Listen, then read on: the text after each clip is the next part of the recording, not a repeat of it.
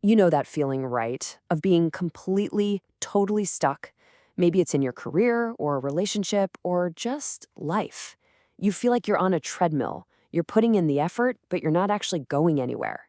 Well, it's one of the most frustrating things we go through. And the clue to why it happens might be hiding in a pretty weird place, the cereal aisle. Yeah, it all kicks off with this wild paradox from the movie The Hurt Locker. You've got this bomb disposal expert, right? A guy who makes literal life or death decisions in a split second.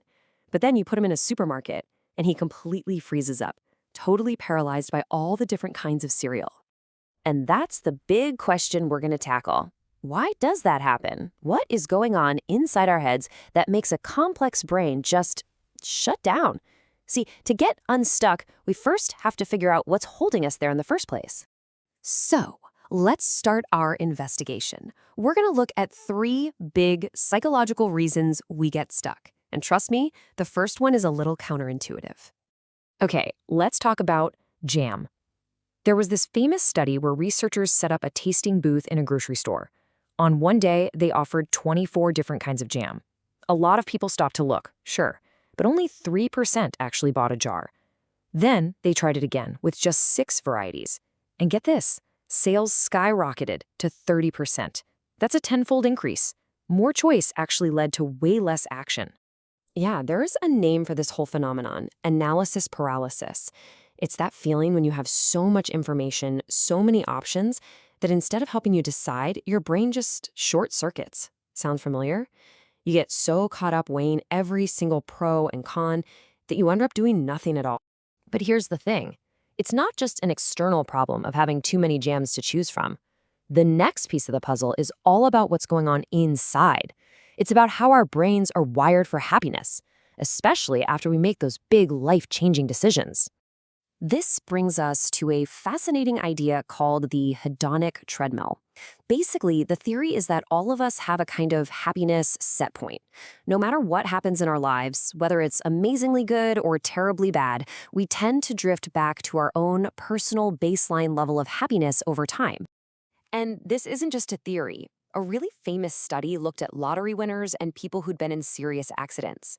And what they found was that after the initial high or the initial low, both groups eventually went right back to their original happiness levels.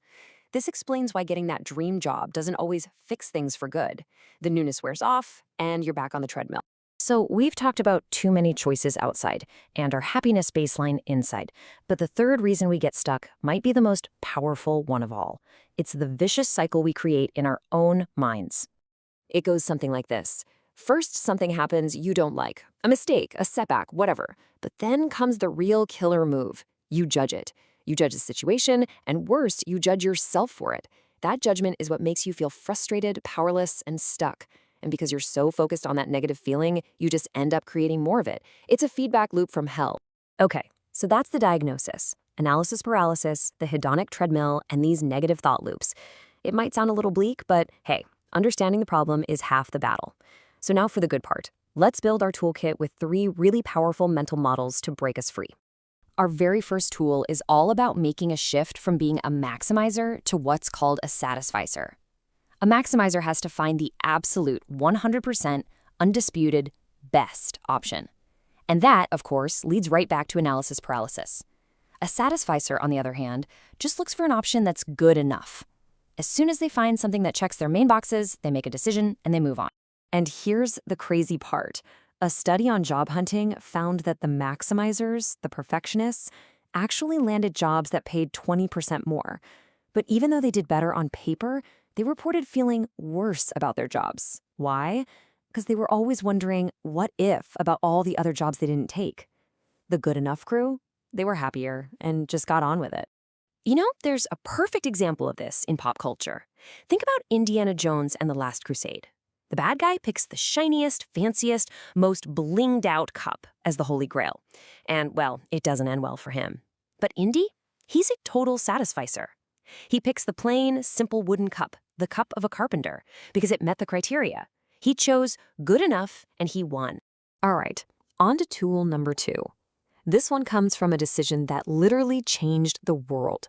summed up perfectly by this quote from Jeff Bezos about why he decided to quit his cushy finance job to start some online bookstore. He called it the regret minimization framework. It's a simple, but honestly a profound idea. When you face a huge decision, you project yourself forward to age 80, look back on your life, and ask a simple question. Which path will I regret the least?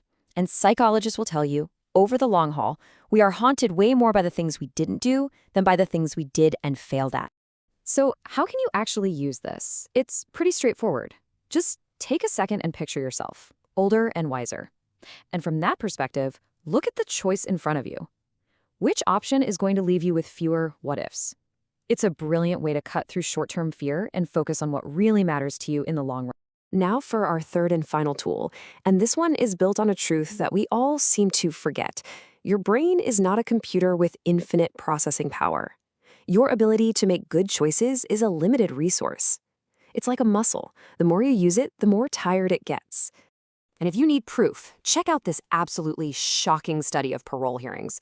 It turns out judges were about 65% likely to grant parole first thing in the morning or right after lunch.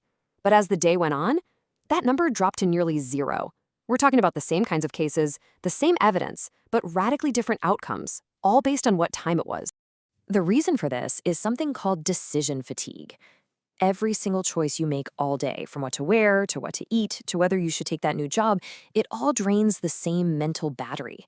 And as that battery gets low, you start taking shortcuts. And the easiest shortcut of all is just to say no and stick with the way things are. So what's the takeaway? You have to protect your mental fuel. It's a precious resource. This means making your biggest, most important decisions when your mind is fresh. For most of us, that's in the morning.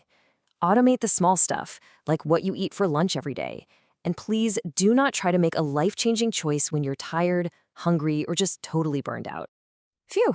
Okay, we have covered a lot of ground here. We figured out why we get stuck, and now we've put together a really solid toolkit to help us break free.